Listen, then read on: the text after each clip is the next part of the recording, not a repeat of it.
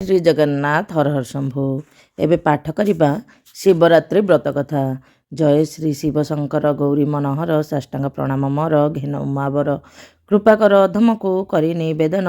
ଓଡ଼ିଆ ପଦ୍ୟରେ ଶିବ ରାତ୍ରିର ବିଧାନ ଲେଖିବାକୁ ବଳେ ମନ। ହେ ପ୍ରଭୁ ଈଶାନ ସର୍ବଶକ୍ତିମାନ ତୁମେ କର ଶକ୍ତି ଦାନ। ବାରାଣାସୀ ଶବରକୁ ଅଯାଚିତ ଭାବେ ଯେପରି ଦୟା କରିଲ ତାହାକୁ ଦଇବେ ଅଯାଚିତ କୃପାକାରୀ ହୋ। ହେ ସଦୟ ଆପଣଙ୍କ ବ୍ରତ କଥା ଭାଷା କରିଦିଅ। ପୂର୍ବକାଳେ ସର୍ବରତ୍ନ ଗଣ ବିଭୂଷିତ ଦେବ ଦାନବ ଗନ୍ଧର୍ବ ସିଦ୍ଧାଦି ସେବିତ ଅପ୍ସରା ଗଣ ବେଷ୍ଟିତ ହୋଇ ଇତସ୍ତତ ଜହିଁ ଭାବ ଆବରଣେ କରନ୍ତି ନୃତ୍ୟ ଗୀତ। ପରିବ୍ୟାପ୍ତ ଅଟେ ସର୍ବ ଋତୁ ପୁଷ୍ପ ଫଳେ ଛାୟା ବହୁଳ ଅଟନ୍ତି ଜହିଁ ବୃକ୍ଷ ମାଳେ। ଚତୁର୍ଦିଗ ସନ୍ତାନକ ବୃକ୍ଷରେ ଆବୃତ ଦିଗ ମୁଖେ ଦିଏ ପୁଷ୍ପ ଗନ୍ଧ ପାରିଜାତ। ଆକାଶ ଗଙ୍ଗା ଜଳର ତରଙ୍ଗ ନାଦିତ ବିଞ୍ଚଇ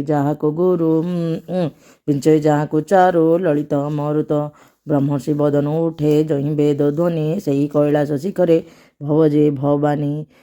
ସୁଖରେ ବାସ କରନ୍ତି ଆନନ୍ଦିତ ମନେ ପାର୍ବତୀ ପଚାରୁଛନ୍ତି ଶଙ୍କରଙ୍କୁ ଦିନେ କେଉଁ କର୍ମ ବା ତପସ୍ୟା କିବା ବ୍ରତ କଲେ ପ୍ରଭୁ ତ୍ରିବର୍ଗ ଦାୟକ ତୁଷ୍ଟ ହୁଅ ଭଲେ। ଦେବୀଙ୍କର ପ୍ରଶ୍ନ ଶୁଣି ଭଗବାନ ଈଶ କହନ୍ତି ଉତ୍ତର ମନେ ହଇଣ ହରସ। ଫଲ୍ଗୁନ ମାସର କୃଷ୍ଣ ପକ୍ଷ ଚତୁର୍ଦ୍ଦଶୀ ଶିବରାତ୍ରି ରାତ୍ରି ଖ୍ୟାତ ଅଟେ ସେହି ତିଥି ନିଶି। ଉକ୍ତ ଦିନ ଉପବାସ କରେ ଯେଉଁ ଜନ ସେହି ଜନ ମତେ ନିଶ୍ଚୟ କରାଏ ପ୍ରସନ୍ନ। ସ୍ନାନ କରାଇଲେ ଦେଲେ ଧୂପ ଦୀପ ଦାନ ସେପରି ସନ୍ତୁଷ୍ଟ ନୁହେଁ କରିଲେ ଅର୍ଚ୍ଚନ। ଯେପରି ଶିବରାତ୍ରିରେ କଲେ ଉପବାସ ଅନ୍ୟ ଉପାୟ ସେପରି ନୁହେଁ ସନ୍ତୋଷ। ତ୍ରୟୋଦଶୀ ତିଥିରେ ନିୟମେ ସ୍ନାନ କରି ଇନ୍ଦ୍ରିୟ ବଣ ନଇବ ହେବ ବ୍ରହ୍ମଚାରୀ। ନିରାମିଷ ବା ହବିଷ୍ୟ ଥରେ ମାତ୍ର ଖାଇ ମହନାମ ସୁରି ରାତ୍ରେ କୁଶାସନେ ଶୋଇ ରାତ୍ରି ଶେଷେ ଉଠି କରି ଆକର୍ଣ୍ୟକ କର୍ମ ତାପରେ କରିବ ସନ୍ଧ୍ୟାର ଉପାସନ। ବିଲପତ୍ର ସଂଗ୍ରହଣ ସାରି ନିତ୍ୟ କର୍ମ ତାପରେ ସାୟ ସନ୍ଧ୍ୟା କରି ଆଚରଣ। ନଦ୍ୟାଦିରେ ସ୍ତଣ୍ଡିଳରେ ଅବା ଲିଙ୍ଗରେ ବିଲପତ୍ର ମାର୍ଜି ପୀଠ ଅବାସ୍ତାବରେ ଏକ ଆଡ଼େ ସର୍ବପୁଷ୍ପ କରିଲେ ସ୍ଥାପନ। ବିଲପତ୍ର ସହିତ ନୁହନ୍ତି ତୁଳନ ମଣିମୁକ୍ତା ପ୍ରବାଳ ସୁବର୍ଣ୍ଣ ପୁଷ୍ପାଦିରେ ବିଲପତ୍ର ତୁଲ୍ୟ ମୋ ମାନସ ନାହିଁ ହରେ। ପ୍ରହରେ ପ୍ରହରେ ସ୍ନାନ ପୂଜା ବିଶେଷରେ କରିବ ମହର ଗନ୍ଧ ପୁଷ୍ପ ଧୂପାଦିରେ। ପ୍ରଥମ ଦୁଗ୍ଧରେ ଦ୍ୱିତୀୟରେ ଦଧି ସ୍ନାନ ତୃତୀୟରେ ଘୃତ ଚତୁର୍ଥରେ ମଧୁଜାଣ। ପଞ୍ଚରାତ୍ର ବିଧାନରେ ପଢ଼ି ମୂଳ ମନ୍ତ୍ର ଯଥାଶକ୍ତି ପୂଜନ୍ତି ଯେ କରି ନୃତ୍ୟ ଗୀତ। ପରଦିନ ଶୁଭ୍ରାବୃତ ମୋର ଭକ୍ତ ଗଣ ବ୍ରାହ୍ମଣ ଭୁଞ୍ଜଇ ନିଜେ କରିବ ପାରଣ। ଏହିପରି ବ୍ରତ ମୋର ପ୍ରିୟ କର ଅତି ପଚାରିବାରୁ ତୁମକୁ କହିଲି ପାର୍ବତୀ। ଷୋଡ଼ଶ କଳାରୁ ଏବେ ଏକ କଳାକୁ ଭାଜନ ଏହି ବ୍ରତର ନୁହନ୍ତି ଯଜ୍ଞ ତପ ଦାନ। ଏହି ବ୍ରତ ପ୍ରଭାବରେ ଗାଣପତ୍ୟ ହୋଇ ସପ୍ତ ଦୀପେଶ୍ୱର ପୃଥ୍ୱୀ ସ୍ୱଚ୍ଛନ୍ଦେ ଭ୍ରମୟ। ଏହି ତିଥିର ମାହାତ୍ମ୍ୟ ଶୁଣଗ ସୁନ୍ଦରୀ ଅଛି ସର୍ବଗୁଣ ଯୁକ୍ତା ବାରାଣାସୀ ପୁରୀ। ସେହିଠାରେ ଥିଲା ଏକ ବ୍ୟାଧ ଭୟଙ୍କର ସର୍ବଦା ପ୍ରାଣୀ ହଂସନ କର୍ମ ଅଟେ ତାର। ପିଙ୍ଗଳ ବର୍ଣ୍ଣ ତା ଚକ୍ଷୁ କେଶ ଯେ ପିଙ୍ଗଳ ଖର୍ବ ଦେହ କୃଷ୍ଣବର୍ଣ୍ଣ ଅଟେ ଅତି କ୍ରୂର। ଗୃହ ମଧ୍ୟରେ ଚୂରା ଶଲ୍ୟାଦି ସଦା ପୂର୍ଣ୍ଣ ମୃଗୟା କରିବ ବଲି ଗଲା ଦିନେ ବନ। ବନ ମଧ୍ୟ ଯାଇ ନାନା ବିଧି ପଶୁ ହତ କରି ମାଂସ ଭାର ନେଇ ଗୃହକୁ ଉଦ୍ୟତ କରିବାକୁ ଭାର ବହନ ସେହି ଅସମର୍ଥ। ଅନ୍ୟ ଦିନେ ପ୍ରବେଶୀଣ ହୋଇ ଅତି ଶ୍ରାନ୍ତ ବିଶ୍ରାମ ପାଇଁ ସହିଲା ଏକ ବୃକ୍ଷ ମୂଳେ। ସହୁ ସହୁ ସୂର୍ଯ୍ୟଦେବ ଗଲେ ଅସ୍ତାଚଳେ। ଭୟପ୍ରଦ ରାତ୍ରି ଆସି ହେଲା ଉପସ୍ଥିତ ଉଠି ଦେଖେ ଅନ୍ଧକାରେ ନଦୀ ସେ କିଞ୍ଚିତ। ଉଣ୍ଡାଳି ଶ୍ରୀଫଳ ବୃକ୍ଷ ପାଇଲା ହସ୍ତର ଲତା ପାଶ ଗୁଡ଼ାଇ ବାନ୍ଧିଲା ମାଂସ ଭାର।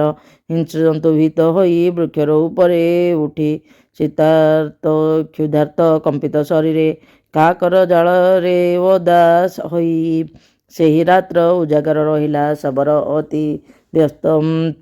ଦୈବ ଯଜ୍ଞ ବୃକ୍ଷ ମୂଳେ ଅଛି ମୋର ଲିଙ୍ଗ। ଶିବରାତ୍ରି ତିଥି ନିରାହାର ସେ ଲୁବ୍ଧୁକ ତା ଦେହରୁ ମୋ ଲିଙ୍ଗରେ ପଡ଼ିଲା କାକର। ତକ୍ଷଣେ ଭାଙ୍ଗି ପଡ଼ିଲା ବିଲ୍ୱ ଯେ ପତର। ବିଲ୍ୱପତ୍ର ମହିମାରୁଗ ଈଶ୍ୱରୀ ତାର ସେହି ଭାବ ମହାସନ୍ତୋଷ ମହରି ସ୍ନାନ ପୂଜା ନୈବେଦ୍ୟରେ ନ ତଥା ସନ୍ତୋଷ କେବଳ ତିଥି ମହାତ୍ମା ହଇଲା ପ୍ରକାଶ ବିମଳ ପ୍ରଭାତେ ବୃକ୍ଷୁ ଓହ୍ଲାଇ ଶବର ମାଂସ ଭାର ନେଇ ଚଳି ଗଲା ନିଜ ଘର କେତେ ଦିନ ପରେ ହେଲା ତା ଆୟୁଷ ଶେଷ ଯମଦୂତ ଆସିଲେ ଘେଣିନ ନାନା ପାଶ ବାନ୍ଧିବାକୁ ଯମଦୂତ କରନ୍ତେ ଉଦ୍ୟମ ମୋହର ନିଯୁକ୍ତ ଦୂତ କରିଲା ବାରଣ ବ୍ୟାଧ ହେତୁ ଦୁହିଁଙ୍କର କଳହ ମହତ ମରଦୂତ ଯମଦୂତେ କରିଲା ଆଘାତ ଫେରିଯାଇ ଯମଦୂତ ଯମଙ୍କୁ ଆଣିଲା ଉଜ୍ଜଳ ମୋହରପୁର ଦ୍ୱାରେ ପ୍ରବେଶିଲା ଯାବଜୀବନ ଶବର କରିଛି କୁକର୍ମ ପୁର ଦ୍ୱାରେ ନନ୍ଦୀକୁ ଦେଖିଣ କହେ ଯମ ସର୍ବଜ୍ଞ ନନ୍ଦିକେଶ୍ୱର ଯମ ବାକ୍ୟ ଶୁଣି ବ୍ୟାଧେର ସେ ଦିନ କର୍ମ କହେ ମନେ ଗୁଣି ନାହିଁ ଏଥିରେ ସନ୍ଦେହ ଯାବତ ଜୀବନ ଦରାତ୍ମା ଶବର କଲା ଅତି ପାପ କର୍ମ ଶିବରାତ୍ରି ବଳେ ତଥାପି ହେ ଧର୍ମରାଜ ସ୍ୱପରକୁ ଅଣାଇଲେ ଆମ ବୃଷଧ୍ୱଜ ଏହା ଶୁଣି ବିସ୍ମୟ ଆବିଷ୍ଟ ହୋଇ ଯମ ଦୂତ ସହିତ ନନ୍ଦୀକୁ କରିଣ ବନ୍ଦନ ନିଜ ଗୃହକୁ ଚଳିଲେ ଭାବି ଶିବ ଭାବ ଏହିପରି ଅଟେ ପ୍ରିୟେ ଏହି ବ୍ରତ ପ୍ରଭାବ ତୁମ ସ୍ନେହ ବଶ ହୋଇ କହିଲି ଏ ବ୍ରତ ଆଉ କିସ କରିବାକୁ ଭଳି ତୁମ ଚିତ ମହାଦେବ ବାକ୍ୟ ଶୁଣି ପାର୍ବତୀ ବିସ୍ମିତ ପ୍ରଶଂସା କରନ୍ତି ସଦା ଶିବରାତ୍ର ବ୍ରତ ପତିବ୍ରତା ବାନ୍ଧବଙ୍କୁ ଏ ବ୍ରତ କହିଲେ ସେମାନେ ଭକ୍ତ ରାଜାଙ୍କୁ କହିଲେ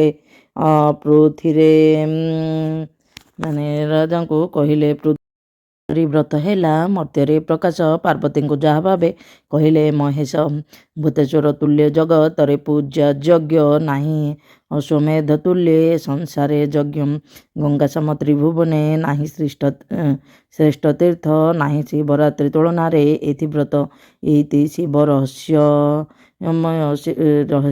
ଶିବରାତ୍ରି ବ୍ରତ କଥା ସମ୍ପୂର୍ଣ୍ଣ।